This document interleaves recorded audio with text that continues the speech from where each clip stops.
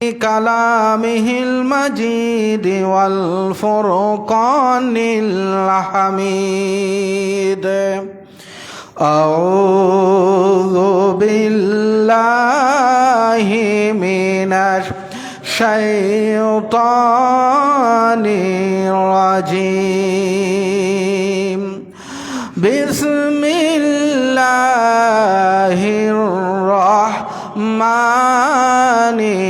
الرحيم. إن الله وملائكته يصلون على النبي يا أيها الذين آمنوا صلوا عليه وسلموا تسليما. اللهم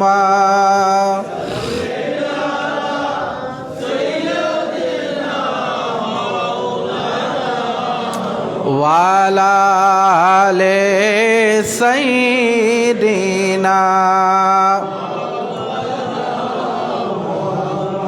চিন্তা করে দেখো রে মন, রাত্রি গভীর নিশীতে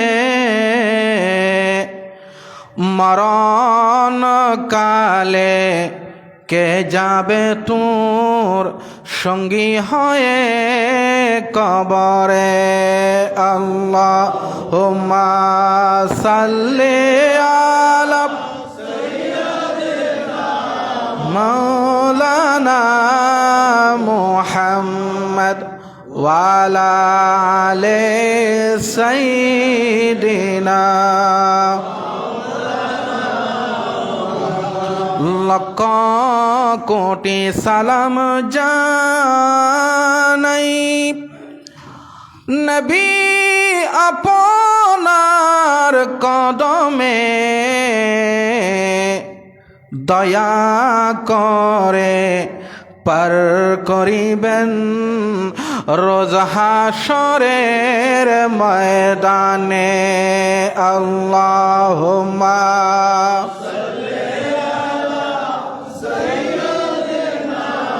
মাওলানা মুহাম্মদ ওয়া আলা আলি সাইয়্যিদিনা।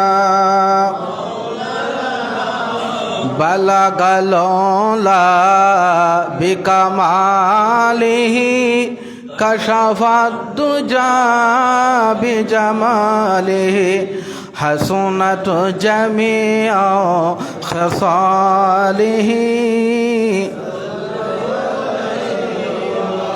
ज़मीन और ज़मा तुम्हारे लिए, मकीनो मका तुम्हारे लिए, जाएंगे कब्र में तुम्हारे लिए, उठेंगे हशर में तुम्हारे लिए।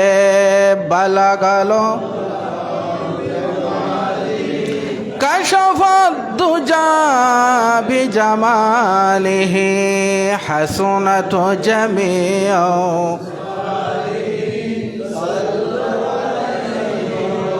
जग में जब आए मोहम्मद, इस्लाम जिंदा हो गए, बतूल ने सब कलमा पढ़ा, काफिर मुसलमान हो गए। बलगलोला कशफत दुजा बिजमालिही हसनत जमीउ।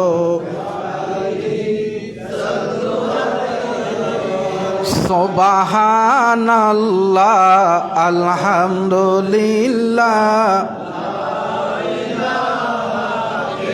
सुबहानल्लाह अल्हम्दुलिल्लाह,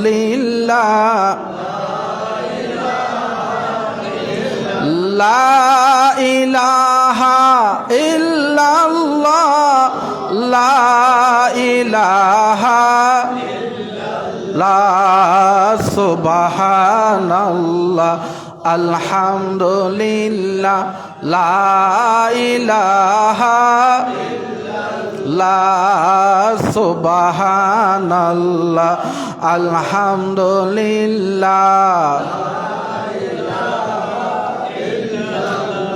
লা ইলাহা ইল্লাল্লাহ মুহাম্মাদুর রাসূলুল্লাহ সাল্লাল্লাহু আলাইহি ওয়াসাল্লাম। আউযু বিল্লাহি মিনাশ শাইতানির রাজীম। বিসমিল্লাহির রহমানির রহিম।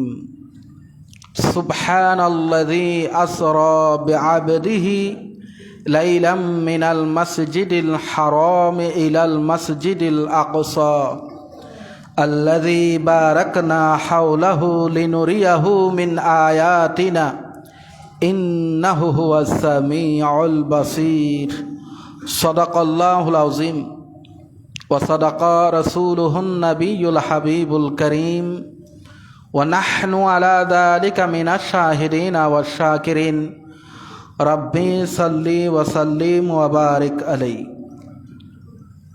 পবিত্র মাহে রজবের আজকের জুমায় আগত সমবেত মুআজ্জাজ হাজরিন, মুসাল্লিয়ানে কেরাম, হাজী সাহাবান, মুরব্বী বাবারা, যুবক ভাইরা, আসসালামু আলাইকুম ওয়া রাহমাতুল্লাহি ওয়া বারাকাতুহু। মহান আল্লাহর আজিম শান দরবারে লাখ কোটি শুকরিয়া আদায় করি যে রব্বুল আলামিন রব্বুল ইজ্জত ওয়াল জালাল আমাদেরকে আজকের এই পবিত্র জুমার নামাজে অংশগ্রহণ করার তৌফিক দিয়েছেন। সে মহান মুনিবের দরবারে আমরা সবাই বলি আলহামদুলিল্লাহ। সাথে সাথে রাহমাতুল লিল আলামিন, ইমামুল মুরসালিন, রসুল করিম রউফুর রহিম হুজুর মুহাম্মদুর রাসূলুল্লাহ সাল্লাল্লাহু আলাইহি ওয়াসাল্লাম রওজা পাকে লাখ কোটি দরুদ ও সালাম পেশ করছি, যে মহান নবীকে রজব মাসের ২৬ তারিখ দিবাগত রাতে আল্লাহ তাআলা মেরাজ করিয়েছেন। আমরা আবারও বলি আলহামদুলিল্লাহ। আমি গত জুমায় আপনাদেরকে ঘোষণা দিয়েছি আমাদের আজকের জুমার আলোচ্য বিষয় হবে পবিত্র মেরাজুন নবী সাল্লাল্লাহু আলাইহি ওয়াসাল্লাম। আল্লাহ তাআলা আদম আলাইহিস সালাম থেকে ঈসা আলাইহিস সালাম পর্যন্ত যত নবী ও রসুল দুনিয়াতে পাঠিয়েছেন, প্রত্যেক নবী ও রসুলকে আল্লাহ মুআজিজা দিয়েছেন, অলৌকিক ক্ষমতা দিয়েছেন, যেটা আল্লাহ সাধারণ বান্দাকে দেয় নেই। অসংখ্য অসংখ্য মুআজিজা নবী রসুলকে দিয়েছেন।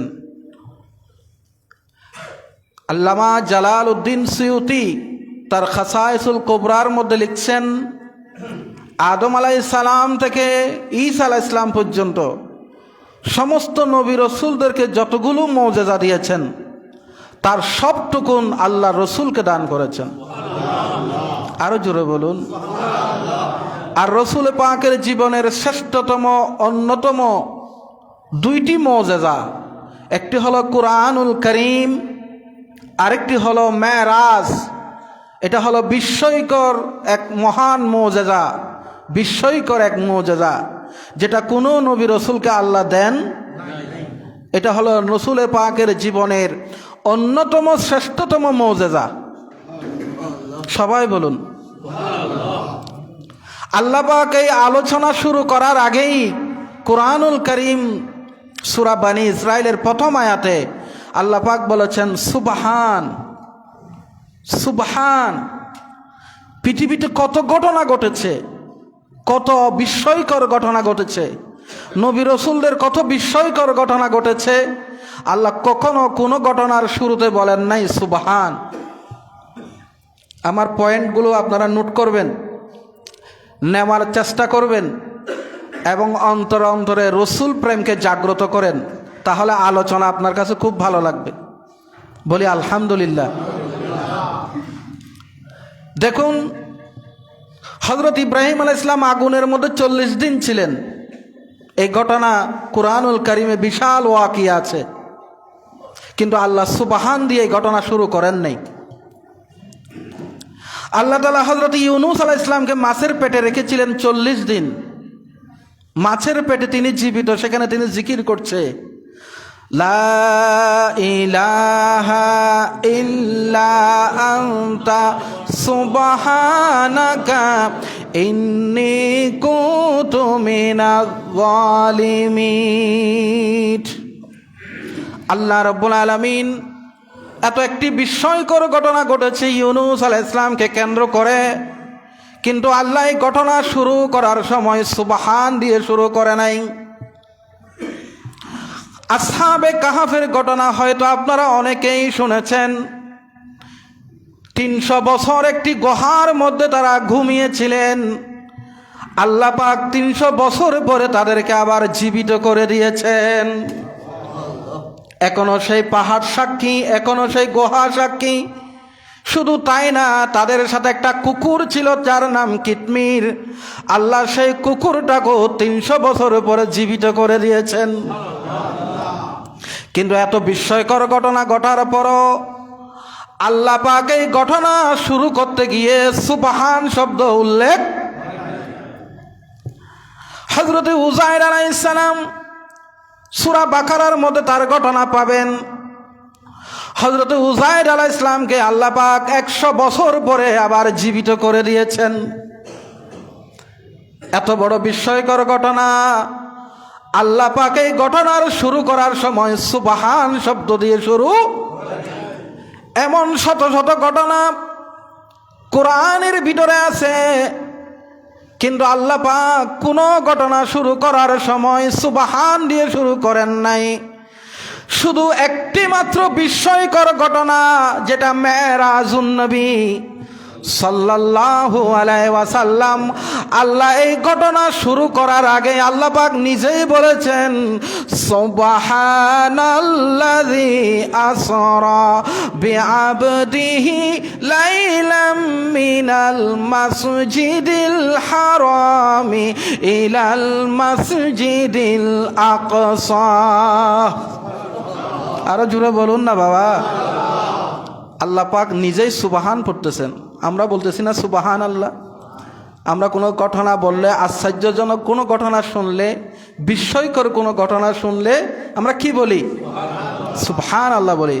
আল্লাহ পাক নিজেই সুবহান আল্লাহ বলতেছেন।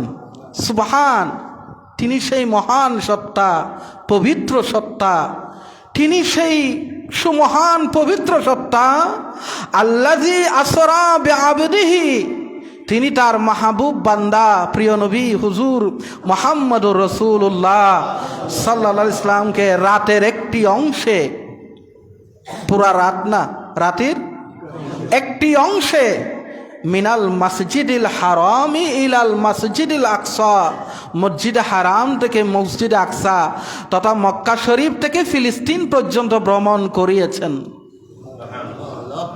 তৎকালীন সময় লাগতো উঠে গেলে 40 দিন, আসতে 40 দিন। শুধু বাইতুল মুকাদ্দাসে যেতে সময় লাগতো। আর আল্লাহ পাক বলেন রাতের কিছু অংশে। তাহলে এটা আপনি কিভাবে প্রমাণ করবেন? বিজ্ঞানের কোনো ক্যালকুলেটর, বিজ্ঞানের কোনো কিছু আনলে আপনি এটাকে প্রমাণ করা সহজ হবে না। আল্লাহ পাক বলেন এখানে কোনো কিছুই সম্ভব না, যদি আমি আল্লাহ চাই সম্ভব হয়ে যায়। আমি আল্লাহ যদি চাই, সুবহান। রাসূল পাকের জীবনের মেরাজ কখন হলো আসুন আমরা একটু জানি। রাসূল পাকের এই মেরাজটা 3 ভাগে বিভক্ত। এটা একটা বিশাল ভ্রমণ, লম্বা ভ্রমণ, দীর্ঘ ভ্রমণ, লং জার্নি। এটাকে মুফাসসিরিনে কেরাম 3 ভাগে ভাগ করেছেন। একটা হলো ইসরা, যেটা কোরআনে এসেছে আসরা বলে। আরেকটা হলো মেরাজ, আরেকটা হলো এরাজ।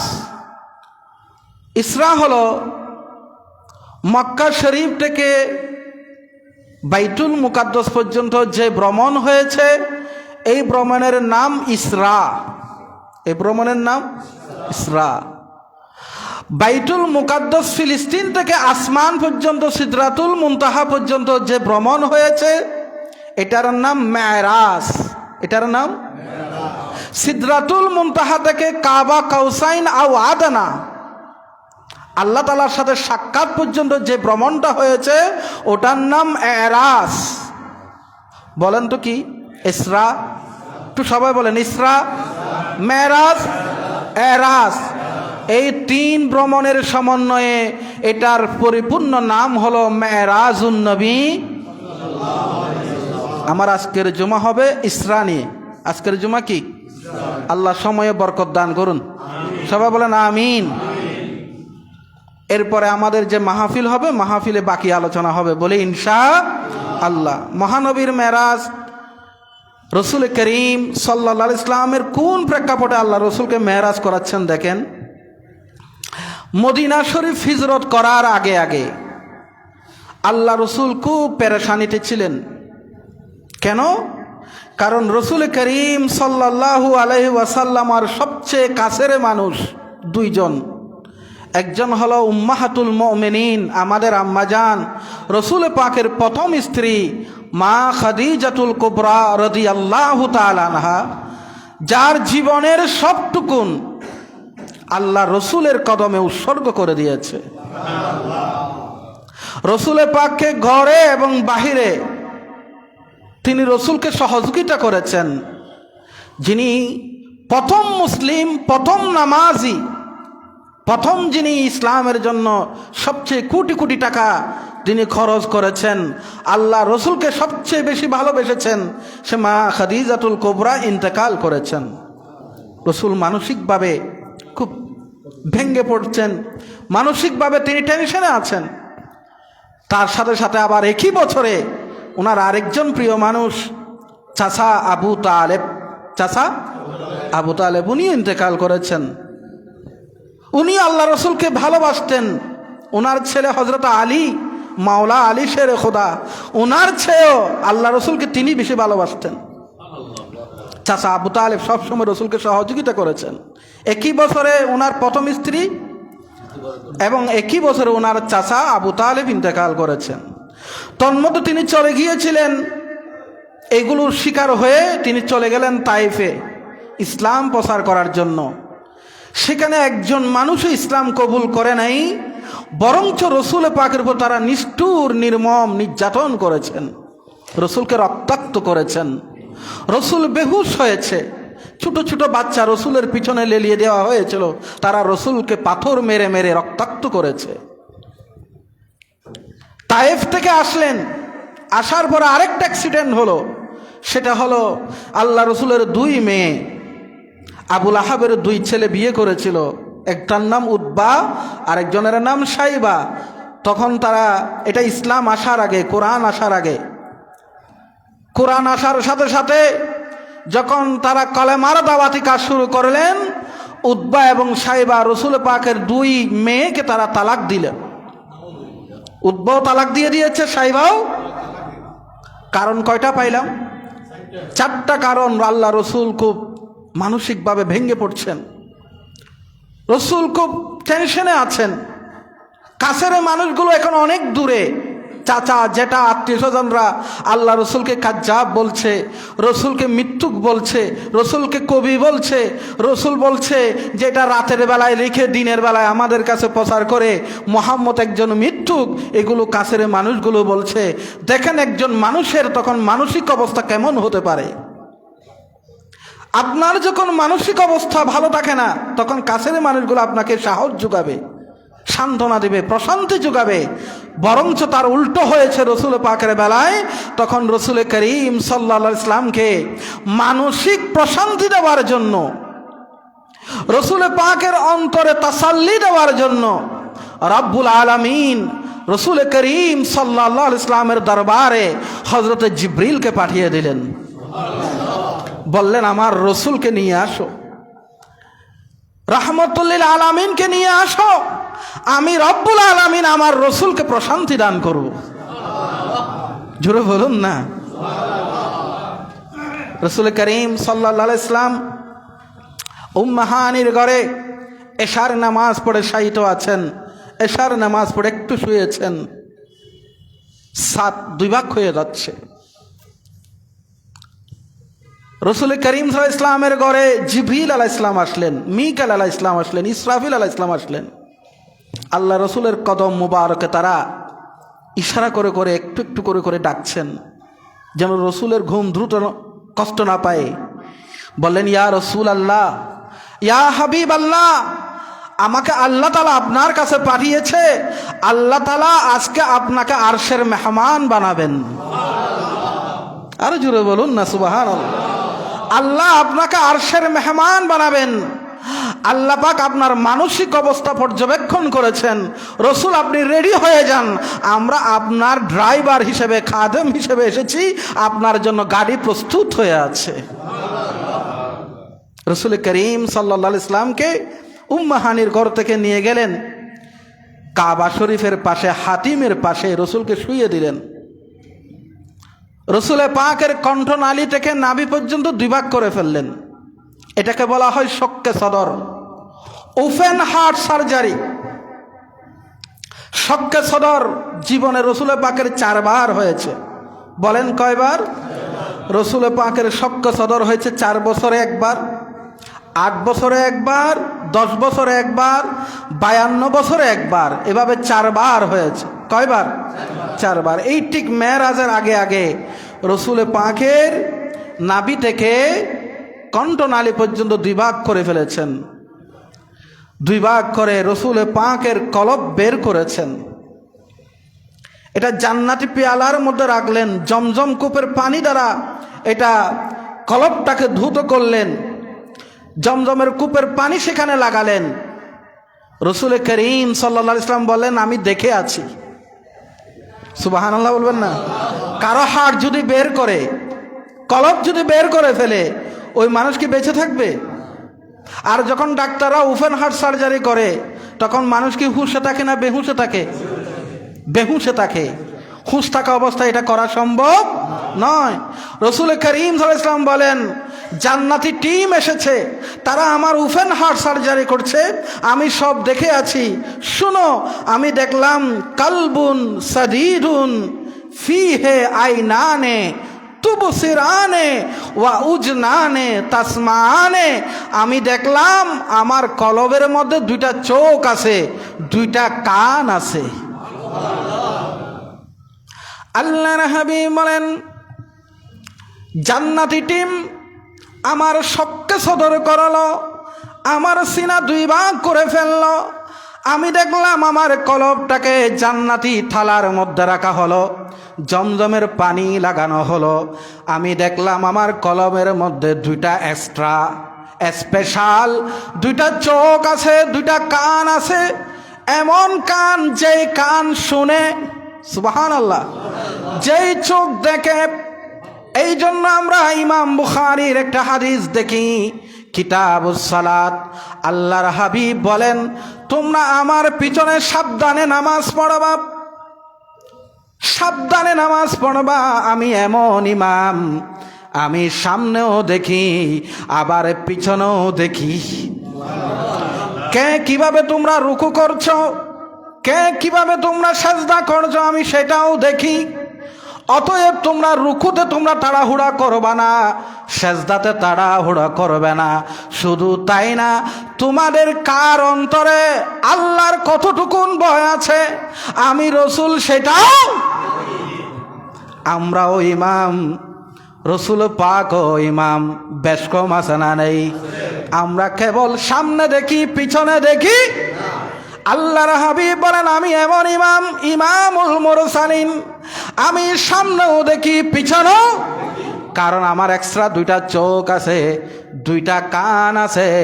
আল্লাহর হাবিব আরেক জায়গায় বলেন, আমি যখন ঘুমাই আমার চোখ ঘুমায়, কিন্তু আমার কলব ঘুমায়। এই জন্য আমরা যখন ঘুমাই আমাদের ওযু ভেঙে যায়, আবার আপনাকে নতুন করে ওযু করতে হবে। কিন্তু রসুল ঘুমাইলে রসুলের ওযু ভাঙে। কারণ কি? রসুলের চোখ গমায়, কলব গমায় না। আল্লাহর হাবিব বলেন, আমি এমন দৃশ্য দেখি, ইন্নী আরা মা লা তারাউনা ওয়া আসমাউ মা লা তাসমাউনা। আমি রসুল যেটা দেখি তোমরা সেটা দেখো না, আমি রসুল যেটা শুনি তোমরা সেটা শোনো। রসুলের কলবের কান কয়টা আছে? চোখ। আমাদের কয়টা আছে? দুইটা আর দুইটা। রসুলের আছে চারটা। কলবুন সাদীদুন ফীহি আইনানে তুবসিরানে ওয়া উজনানে তাসমানে। ফতহুল বারি খণ্ড 13 পৃষ্ঠা 410। আল্লাহ পাক বলেন শোনো।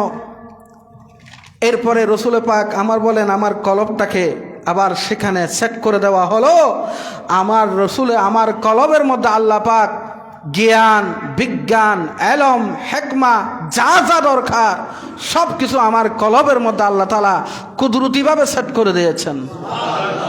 অন্যান্য মুফাসসিরিনা বলেন, যেহেতু রসুল এখন উর্দু আকাশে সফর করবেন, সফর করতে গেলে সেই উর্দু আকাশ ইসরা হবে, মেরাজ হবে, এরাজ হবে, কাবা কাউসাইন আও আদানা পর্যন্ত সফর হবে।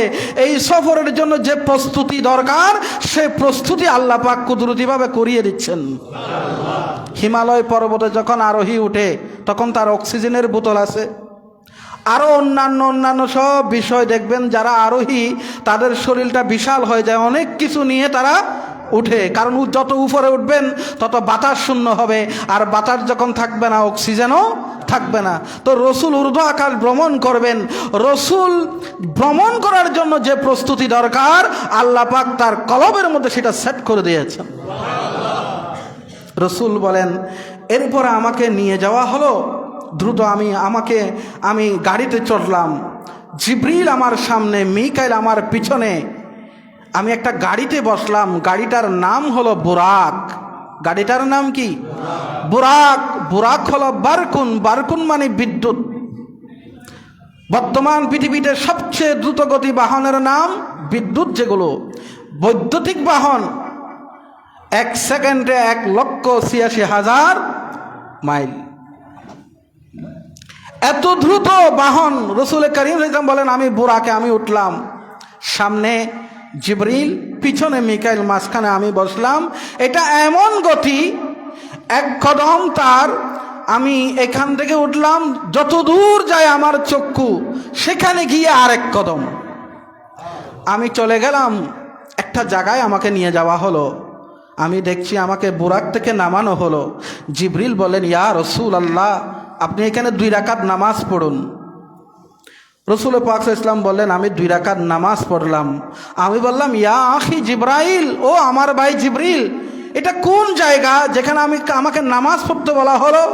বললেন, ইয়া রাসূলুল্লাহ, এটা সেই জায়গা, কিছুদিনের মধ্যেই আপনি এই জায়গায় হিজরত করে আসবেন। এই জায়গাটার নাম হবে মদিনাতুল মুনাওয়ারা। আল্লাহর হাবিব বললেন, আমি আবার বুরাকে উঠলাম। আমাকে আরেকটি জায়গায় নিয়ে যাওয়া হলো, সেখানে আমি 2 রাকাত নামাজ পড়লাম। আমি বললাম, জিবরিল, এটা কোন জায়গা? জিবরিল আলাইহিস সালাম বললেন, ইয়া রাসূলুল্লাহ, এটি সেই জায়গা, এটার নাম সিনাই পর্বত। ওয়াত্তিনি ওয়াজ্জাইতুনি ওয়া তুরে সিনিনা ওয়া হাযাল বালাদিল আমিন। ইয়া রাসূলুল্লাহ, এটা সেই সিনাই পর্বত, যেই পর্বতে দাঁড়িয়ে দাঁড়িয়ে হযরতে মূসা আলাইহিস সালাম আল্লাহর সাথে কথা বলতেন, আল্লাহ তাআলার সাথে কথোপকথন করতেন। আল্লাহ পাক এই সিনাই পর্বতে মূসা আলাইহিস সালামকে তাওরাত দান করেছিলেন। ইয়া রাসূলুল্লাহ, এই জায়গায় 2 রাকাত নামাজ পড়ুন। আল্লাহর হাবিব বলেন, 2 রাকাত নামাজ পড়লাম। এরপর আমি আবার বুরাকে উঠলাম। আমাকে আরেকটা জায়গায় নিয়ে যাওয়া হলো, আমাকে আরেকটা জায়গায় নামানো হলো, সেখানেও 2 রাকাত নামাজ পড়লাম। আমি বললাম, ও ভাই জিবরিল, এটা কোন জায়গা? জিবরিল আলাইহিস সালাম বললেন, ইয়া রাসূলুল্লাহ, এটা সেই জায়গা, এখানেই হযরতে ঈসা আলাইহিস সালাম জন্মগ্রহণ করেছিলেন, এটা ঈসা আলাইহিস ইসলামের মিলাদের জায়গা, জন্মস্থান।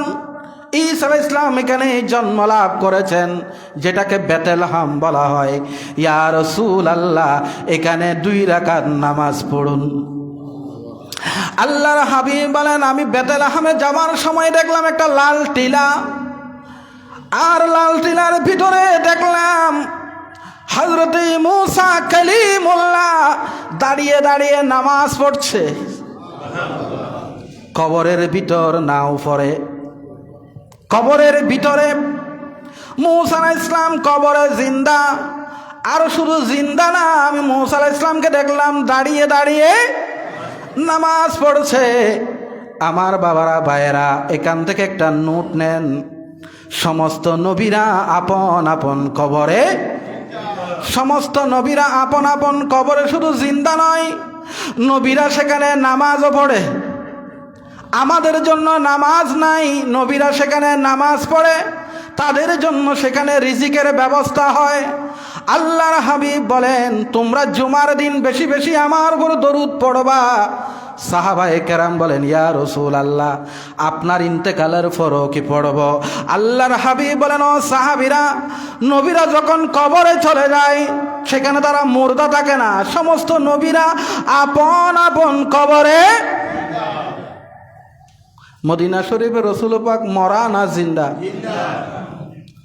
আমরা রসুলকে যে সালাম দিচ্ছি, রসুল শুনে কিনা? রসুলের উপর যে দরুদ শরীফ পড়তেছেন, রসুল সেটা শুনে কিনা? ব্যবস্থা করে দিয়েছেন কে? এই যে আমি লাইভে কথা বলছি, এই লাইভ সারা দুনিয়ার মানুষ দেখতে পারবে না? পারবে কিনা? দুনিয়ার সামান্য এই প্রযুক্তি যদি গোটা পৃথিবীর মানুষকে হাতের মুঠোয় নিয়ে আসতে পারে, রসুল পাক যিনি ইমামুল মুরসালিন রাহমাতুল লিল আলামিন, যিনি ইশারা করলে চন্দ্র দ্বিখণ্ডিত হয়ে যায়, যিনি ইশারা করলে ডুবন্ত সূর্য আবার উদিত হয়ে যায়, যিনি ইশারা করলে পাথর তাকে সালাম দেয়, গাছ তাকে সালাম দেয়, সে রসুল কি পারে না? ব্যবস্থা করে দিয়েছেন কে? কবরে যখন যাবেন রসুল আসবে কিনা? রসুলের সাথে দেখা হবে কিনা?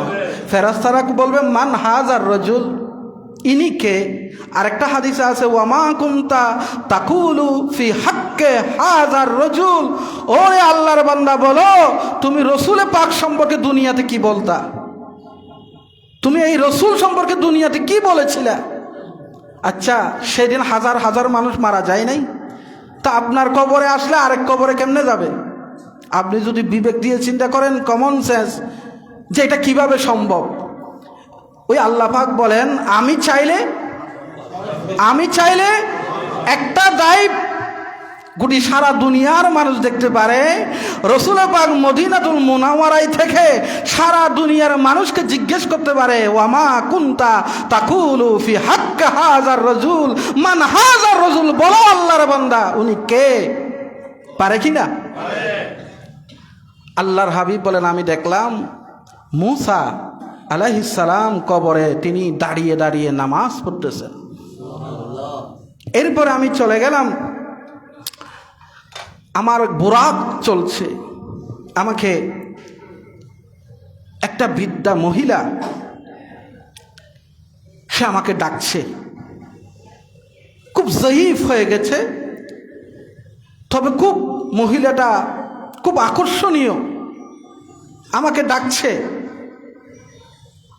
সাহাবাই কেরাম জিবরিল বলেন, ইয়া রাসূলুল্লাহ, কোনো জবাব দিয়েন না। আবার সামনে গিয়ে গেলাম, দেখে যে আরেক বৃদ্ধ, সে আমাকে ডাকছে, সে খুব জয়ীফ হয়ে গেছে। সাহাবাই কেরাম জিবরিল আলাইহিস সালাম বললেন, ইয়া রাসূলুল্লাহ, ডাকে সাড়া দিয়েন না। আল্লাহ রসুলকে সামনে নিয়ে যাওয়া হলো। রসুলের পাককে আরেকটি দল নূরানি কাফেলা, চেহারাগুলো জল জল করছে, বলছেন, আসসালামু আলাইকা ইয়া আউয়াল, আসসালামু আলাইকা ইয়া আখির, আসসালামু আলাইকা ইয়া হাশির। ও আউয়াল, ও আখির, ও হাশির, তোমাকে সালাম, তোমাকে সালাম, তোমাকে সালাম। আল্লাহর হাবিবকে বললেন, ইয়া রাসূলুল্লাহ, তাদের সালামের জবাব দিন। নবীজি বললেন, জবাব দেওয়ার পরে আমি জিবরিলকে জিজ্ঞেস করলাম, বলো, আমাকে একজন মহিলা আমাকে ডেকেছে, তোমরা আমাকে বলেছো সাড়া দেওয়ার প্রয়োজন নাই। আরেকজন বৃদ্ধা পুরুষ আমাকে ডেকেছে, বলেছে সাড়া দেওয়ার জবাব নাই। এরা কারা? এরা কারা?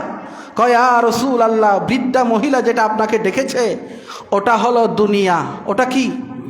দুনিয়া আপনাকে ডাকছে, এটাতে সাড়া দেওয়ার দরকার।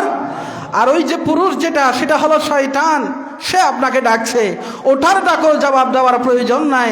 ইয়া রাসূলুল্লাহ, আল্লাহর হাবিব বলেন, এরা কারা? কয়, এরা ইব্রাহিম, এরা মূসা, এরা ঈসা, ইনি ঈসা আলাইহিস সালাম, উনি মূসা আলাইহিস সালাম। এরা আপনাকে সালাম দিয়েছে, তাদের সালামের জবাব দিয়ে দেন। লিখেছেন আল্লামা ইদ্রিস কান্দলবি আলাইহি রাহমা, সিরাতুল মুস্তাফার, বিশ্ববিখ্যাত সিরাত গ্রন্থ সিরাতুল মুস্তাফার মধ্যে ওয়াকিয়া পুরোটা নিয়ে এসেছেন। তিনি তাফসীরের সমস্ত নোটগুলো সেখানে কোট করেছেন। এরপরে রসুল পাক বলেন, আমি চলে গেলাম, আমাকে বোরাক নিয়ে যাওয়া হলো। আমি কিছু করুণ দৃশ্য দেখলাম, আমাকে জাহান্নাম পরিদর্শন করানো হলো। জাহান্নাম, আমরা কি কেউ জাহান্নামে গেছি? রসুল পাক বলেন, আমি জাহান্নামীদের দৃশ্য দেখলাম, জাহান্নামে কিভাবে কিভাবে শাস্তি দেওয়া হবে সেই রকম কিছু দৃশ্য আমাকে দেখানো হলো।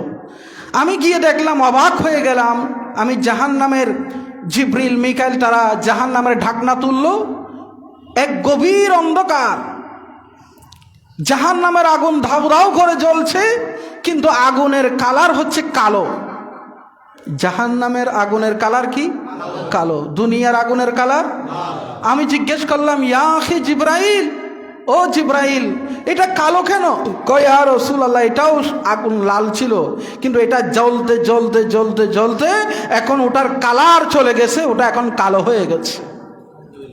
কয়, আমি প্রথম দৃশ্য দেখলাম, দেখি যে কিছু মানুষ, তাদেরকে শাস্তি দেওয়া হচ্ছে, তাদের হাতে নখ, বিশাল বিশাল লম্বা লম্বা নখ, এগুলো পিতলের, আর এগুলো খামচি দিয়ে দিয়ে তারা নিজেদের চেহারা নিজেরা ছিঁড়ে ফেলছে, আবার ভালো হয়ে যাচ্ছে, আবার খামচি দিয়ে নিজের চেহারা নিজে রক্তাক্ত করছে। আমি বললাম, জিবরিল, এরা এই শাস্তি কেন দেওয়া হচ্ছে তাদেরকে, এই কঠিন শাস্তি? তখন আল্লাহর হাবিবকে বলা হলো, ইয়া রাসূলুল্লাহ, এরা আপনার উম্মতের মধ্যে ওই উম্মত যারা গীবত করত। যারা কি করত?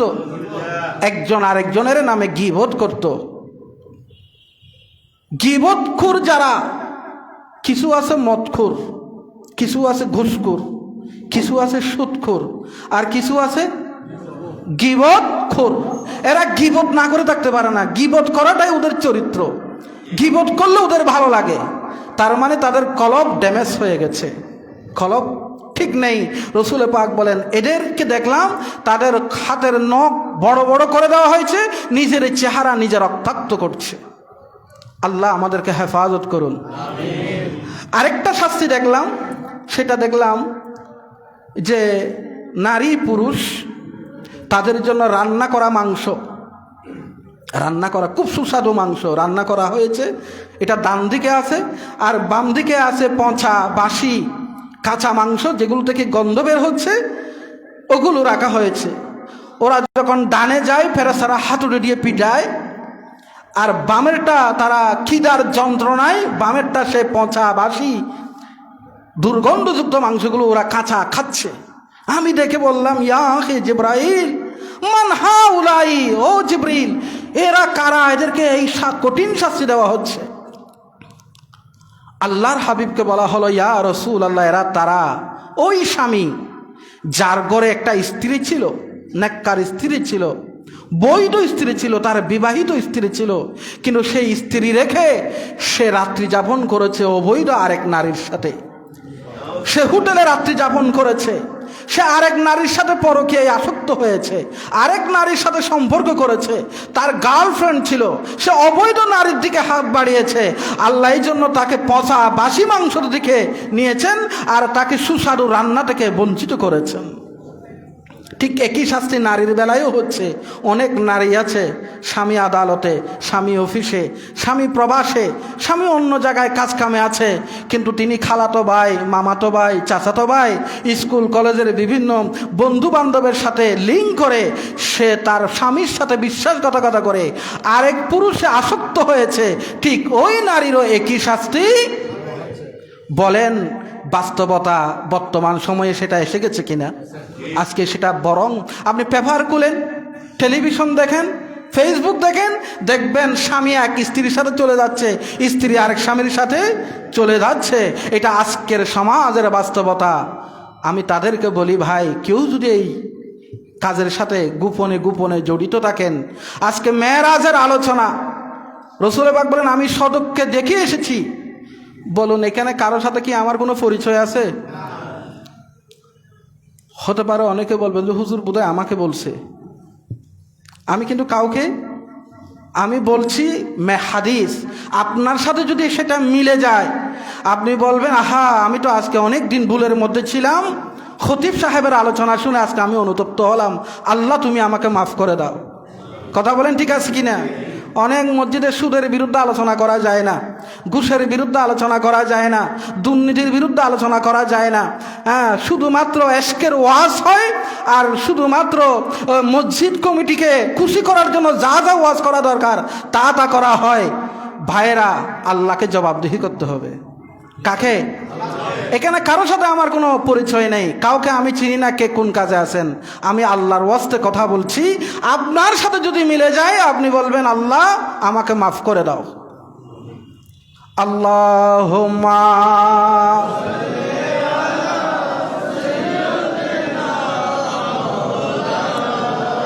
ওয়ালা আলি সাইয়্যিদিনা आने दो या डूबे दो, अब तो तुम्हारी जानिबे आने दो या डूबे दो,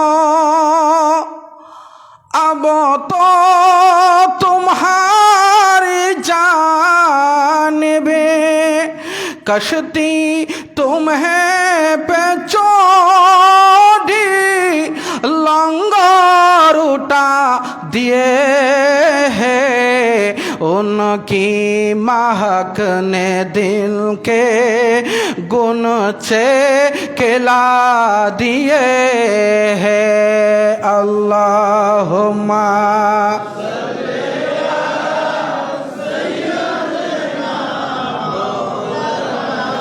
ওয়ালা আলি সাইয়্যিদিনা। আল্লাহর হাবিব বলেন আমি আরেকটু দূরে গিয়ে গেলাম, আরেকটু দূরে গিয়ে দেখলাম কিছু মানুষের জিহ্বা কেটে দেওয়া হচ্ছে। জিহ্বাটা আবার ভালো হয়ে যায়, আবার জাহান্নামের কাছে দিয়ে সেটা কেটে দেওয়া হচ্ছে। আমি বললাম ইয়া আখি জিবরাইল মান হাউলাই, ও আমার ভাই জিবরিল এরা কারা, এদেরকে এত কঠিন শাস্তি দেওয়া হচ্ছে কেন? আল্লাহর হাবিবকে বলা হলো ইয়া রাসূলুল্লাহ, এরা তারা আপনার উম্মতের মধ্যে ওই সমস্ত বক্তা, ওই সমস্ত ওয়াইজ, ওই সমস্ত খতিব যারা মানুষের মাঝে কথা বলতো, যাটার সাথে কোরআনের সাথে কোনো সম্পর্ক নাই, হাদিসের সাথে সম্পর্ক নাই, মিথ্যা কাহিনী বর্ণনা করত, নিজে বয়ান দিত আর নিজে আমল করত না। ওই ওয়াইজদের জিহ্বাটা আজকে কেটে দেওয়া হচ্ছে। এটা আমাদেরকে বলছে। আল্লাহ আমাদেরকে হেফাজত করুন, জুড়ে বলুন না আমিন। আজকে কত বক্তা কত কত মিথ্যা মিথ্যা কথা বলছে, হ্যাঁ, কত মিথ্যা কথা বলে সমাজে বিভ্রান্তি ছড়াচ্ছে, ফিতনা ছড়াচ্ছে, ফাসাদ হচ্ছে। মুসলিম উম্মার অনৈক্যের অন্যতম কারণ হচ্ছে বক্তা, ওয়াইজরা। এক ওয়াইজ বলে এটা, আরেক ওয়াইজ বলে আরেকটা। কথা বলেন ঠিক কিনা? আমাদের দোষ হলো আপনারা কোরআন এবং হাদিস দিয়ে সেটাকে মাপবেন। কোরআন এবং সুন্নাহ দিয়ে সেটা মাপবেন। যখন কোরআন সুন্নাহ দিয়ে মাপবেন আপনার আসলটা বুঝে আসবে। যখন আসলটা বুঝে আসবে তখন সে যত বড় মুফাসসিরে কোরআন হোক, সে খতিবুল আইম্মা হোক, সে মুহাদ্দিস হোক, মুফাসসির হোক, আপনি তাকে পাশ কাটিয়ে চলবেন, কারণ তার কথাটা কোরআন সুন্নাহ মোতাবেক। কত বড় বড় ইমাম ভুল করছে, কাবা শরীফের ইমাম পর্যন্ত ভুল করে। শয়তানের এলম কম আসেনি? শয়তানের এলমের কম আছে? কোরআন সুন্নাহর জ্ঞান দিয়ে মাপবেন। যত বড় মুফাসসির হোক, যখনই রসুল পাকের শানে আঘাত আসবে, রসুল পাকের শানে কটাক্ষমূলক শব্দ ব্যবহার করবে, ওই মুফাসসিরের আমার দরকার।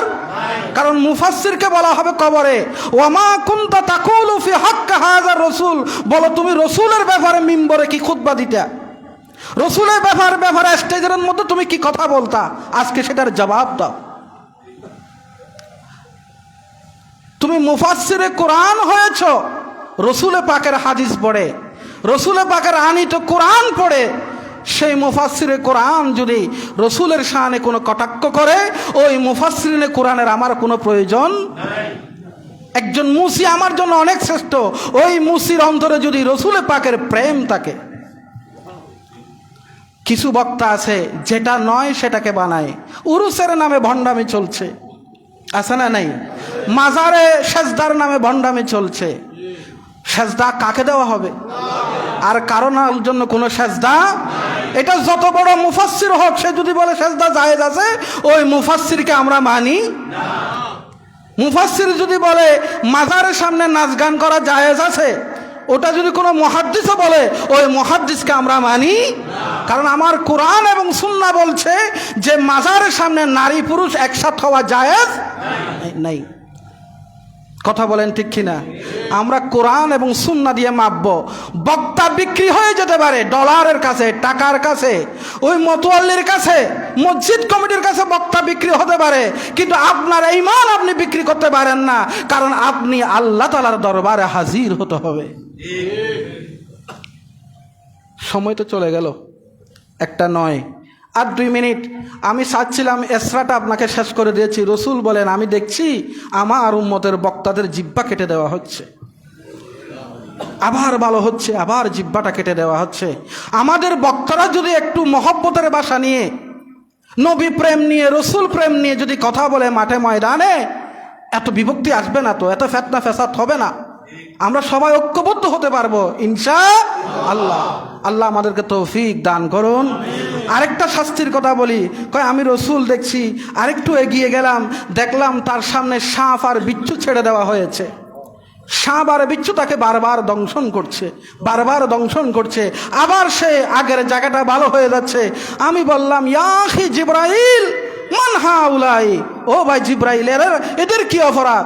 কয় ইয়া রাসূলুল্লাহ, এরা দুনিয়াতে ইয়াবা খাইতো, শরাব খাইতো, বাবা খাইতো, কত নাম, এখন তো কত বাহারি নাম, নাম শুনলে খুব সুন্দর সুন্দর নাম, ইয়াবা, বাবা, নুরানি, জুরানি, রোহানি, কত সুন্দর সুন্দর নাম দিয়েছে। এগুলো খায় আর সে নিজের শরীরকে নাকি ওর সেক্স পাওয়ার, যৌনতা বৃদ্ধি করার জন্য নাকি এগুলো খাচ্ছে। জুড়ে বলুন না নাউজুবিল্লাহ।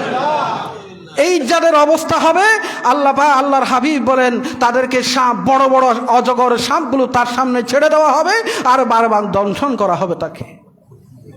আমি আরেকটু এগিয়ে গেলাম, আমি দেখলাম যে কিছু মানুষের মুখের ভিতরে আগুন ঢুকিয়ে দেওয়া হয়েছে, আর তার নাক দিয়ে ধোঁয়া বের হচ্ছে, তার জিহ্বাটা পুড়ে যাচ্ছে, আবার ভালো হয়ে যাচ্ছে। আমি বললাম, ইয়া আখি জিবরাইল মান হাউলাই, ও জিবরাইল এরা কারা, এদেরকে কেন এই শাস্তি দেওয়া হচ্ছে? আল্লাহর হাবিবকে বলা হলো, ইয়া রাসূলুল্লাহ, এরা আপনার উম্মতের মধ্যে ওই উম্মত যারা এতিমের মাল ভক্ষণ করেছে, এতিমকে গলা ধাক্কা দিয়া ঘর থেকে বের করে দিয়েছে, এতিমের অভিভাবক চাচা জেঠা, এতিমের অভিভাবক যারা ছিল, এতিমের দোকানটা খেয়ে ফেলেছিল। এতিমের জমিটা ভক্ষণ করেছিল, এতিমের সম্পদ তারা ভক্ষণ করেছে। আজকে তাদের জিহ্বাটা পুড়িয়ে দেওয়া হচ্ছে, তাদের মুখের ভিতরে আগুন ঢুকিয়ে দিয়েছে। আল্লাহর হাবিব বলেন, শোনো ও আমার সাহাবায়ে কেরাম, আমার এই কথা প্রচার করে দাও, যারা এতিমের অভিভাবক হবে, চাচা জেঠা মামা যারা হবে, এতিমের ব্যাপারে সাবধান থাকবে। কিয়ামতের দিন যারা এতিমের অভিভাবকত্ব গ্রহণ করবে, এতিমকে ভালোবাসবে, মহব্বত করবে, কিয়ামতের দিন আমি আর এতিমের অভিভাবক একসাথে দাঁড়াবো। এতিমকে মহব্বত করিও, এতিমকে ভালোবাসিও, এতিমের মাথায় একটু হাত বুলাইয়া দিবা। তার মাও নাই বাবাও নাই, যার মা নাই যার বাবা নাই, দুনিয়াতে আর কোনো আপনজন। এতিমের মাথায় হাত বুলাইয়া দিও, যতগুলো চুল স্পর্শ করবে প্রতিটি চুলের বিনিময়ে আল্লাহ তোমাকে একটি একটি করে নেকি দান করবে। আল্লাহু আকবার। এরপরে চলে গেলাম আমি মসজিদে আকসার মধ্যে, শেষ করে দিই, ইসরাটা শেষ করি। মসজিদে আকসার মধ্যে চলে গেলাম, আজান হচ্ছে, হাজার হাজার ফেরেশতারা তারা সেখানে মসজিদে আকসার মধ্যে প্রবেশ করেছে। আমি আমার বুরাকের বাহনটা বাঁধলাম, বাহনটা বেঁধে জিব্রিল আমার হাত ধরে বাইতুল মুকাদ্দাস বিশাল মসজিদ আমাকে মুসাল্লার মধ্যে নিয়ে আসলেন। আল্লাহর হাবিবকে বলা হলেন, ইয়া রাসূলুল্লাহ, আপনার পিছনে কারা? এরা চিনেন, ইনি ইব্রাহিম আলাইহিস সালাম, ইনি মূসা আলাইহিস সালাম, ইনি ঈসা আলাইহিস সালাম, ইনি আইয়ুব আলাইহিস সালাম, ইনি দাউদ আলাইহিস সালাম। তারা আল্লাহর কাছে একটা দোয়া করেছে, ফেরেশতারা আপনার আল্লাহর কাছে দোয়া করেছে। তারা জানতে পেরেছে, এই মেসেজ তারা পেয়েছে যে আজকে আপনার মেরাজ হবে, এই বাইতুল মুকাদ্দাস হয়ে আপনার মেরাজ হবে। তারা আল্লাহর কাছে দোয়া করেছে, তারা সম্মিলিতভাবে আপনার পিছনে তারা 2 রাকাত নামাজ পড়বে। আরো জোরে বলুন না। সমস্ত নবীরা রসুল পাকের পিছনে দাঁড়িয়ে আছে, এমনকি ফেরেশতারাও আছে। আল্লাহর হাবিব 2 রাকাত নামাজ পড়ালেন আর আল্লাহর জন্য প্রশংসা করলেন। আলহামদুলিল্লাহ, ওই আল্লাহর প্রশংসা করছি যে আল্লাহ এত বিশাল জামাতের ইমাম বানিয়ে দিয়েছেন, আমাকে ইমামুল মুরসালিন বানিয়েছেন, আমাকে আপনাদের ইমাম বানিয়ে দিয়েছেন, যে আল্লাহ আজকে আমাকে মেরাজ করাচ্ছেন। চিৎকার দিয়ে বলুন না সুবহান। আমাদের নবী, নবীদেরও বলেন, নবীদেরও রসুলদেরও আল্লাহ পাক সেটা প্রমাণ করে দিলেন এই মেরাজের মাধ্যমে। মর্যাদা কে দিয়েছে? ও খোদা নে হে मर्तबा तुझो को दिया ना किसी को मिले, ना किसी को मिला, के कालाम मजीदों ने का इशाहा तेरे शहरो कालामो बाका की कसम, कसमे शबे तारों में राजोईता सालातुनिया।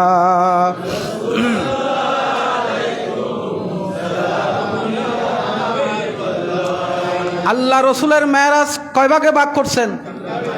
যারা প্রথমে আসছেন তারা বুঝে গেছেন। প্রথম হলো ইসরা, দ্বিতীয় হলো বাইতুল মুকাদ্দাস থেকে সিদরাতুল মুনতাহা, এটাকে মেরাজ। আর সিদরাতুল মুনতাহা থেকে কাবা কাউসাইন পর্যন্ত এটা হলো এরাজ। আমি আজকের জুমায় ইসরাটা শেষ করে দিলাম, যেটা বাইতুল মসজিদে হারাম থেকে বাইতুল মুকাদ্দাস ওটা শেষ করলাম। ইনশাল্লাহ আমাদের আগামী সোমবার দিবাগত রাতে মেরাজুন নবী সাল্লাল্লাহু আলাইহি ওয়াসাল্লাম উদযাপিত হবে। আমি এশার নামাজ জামাত এখানে পড়ব, জামাতের পরপরেই মেরাজুন নবীর মাহফিল শুরু হবে। বলি ইনশাআল্লাহ। বাকি আছে কয়টা? আসবেন তো ইনশাআল্লাহ? আল্লাহ পাক তৌফিক দান করুন। ওয়া আখিরু দাওয়ানা আলহামদুলিল্লাহি রাব্বিল আলামিন। আসসালামু আলাইকুম ওয়া রাহমাতুল্লাহি ওয়া বারাকাতুহু। যারা সুন্নাত পড়েন নাই